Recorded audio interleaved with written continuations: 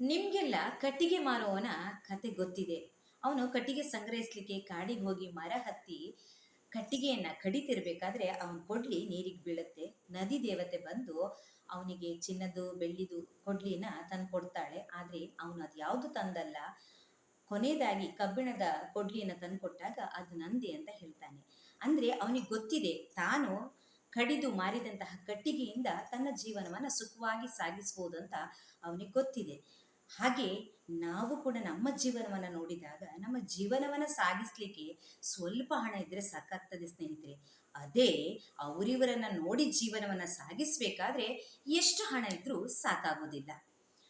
ನಮಗೆ ಚಂದದ ಮನೆ ಇರ್ತದೆ, ಎಷ್ಟು ಬೇಕೋ ಅಷ್ಟು ಹಾಕಲಿಕ್ಕೆ ಬಟ್ಟೆ ಇರ್ತದೆ, ಹೊಟ್ಟೆ ತುಂಬ ಊಟ ಮಾಡಲಿಕ್ಕೆ ಆಹಾರ ಇರ್ತದೆ, ಮಲಗಿದ್ರೆ ಚಂದ ನಿದ್ದೆ ಬರ್ತದೆ. ಇಷ್ಟಿದ್ರೂ ಕೂಡ ಬೆಳಗ್ಗೆ ಎದ್ರೆ ಎದುರುಗಡೆ ಮನೆ 2 ಅಂತಸ್ತಿನ ಮನೆ ನೋಡಿದ ತಕ್ಷಣ ಅಯ್ಯೋ ಅವನ ಅದೃಷ್ಟವೇ, ಎಷ್ಟು ದೊಡ್ಡ ಮನೇಲಿದ್ದಾನೆ, ನನಗ ಅದೃಷ್ಟ ಇಲ್ವೇ ಅಂತ ಕೊರಗ್ತೀವಿ.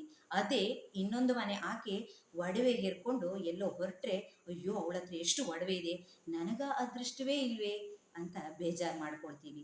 ಅದೇ ಮತ್ತೊಬ್ಬರ ಮನೆ ದೊಡ್ಡ ಕಾರು ನೋಡಿ ಅಯ್ಯೋ ನನ್ನ ಹತ್ರ ಇರೋ ಚಿಕ್ಕ ಕಾರು, ಅಷ್ಟು ದೊಡ್ಡ ಕಾರು ನಾನು ಯಾವಾಗ ತಗೊಳ್ತೀನೋ ಅಂತ ಯೋಚನೆ ಮಾಡ್ತಾ ಮಾಡ್ತಾ ನಮ್ಮ ನೆಮ್ಮದಿಯನ್ನು ಕೆಡಿಸ್ಕೊಳ್ತಾ ಇರ್ತೇವೆ. ಒಂದು ಮಾತಿದೆ ಸ್ನೇಹಿತರೆ, ನಾವು ಅಂತಸ್ತನ್ನು ನೋಡಬೇಕಾದ್ರೆ ಕೆಳಗಿನವರನ್ನು ನೋಡ್ಬೇಕಂತೆ, ಅದೇ ವಿದ್ಯೆಯನ್ನು ನೋಡಬೇಕಾದ್ರೆ ಮೇಲಿನವರನ್ನು ನೋಡ್ಬೇಕಂತೆ.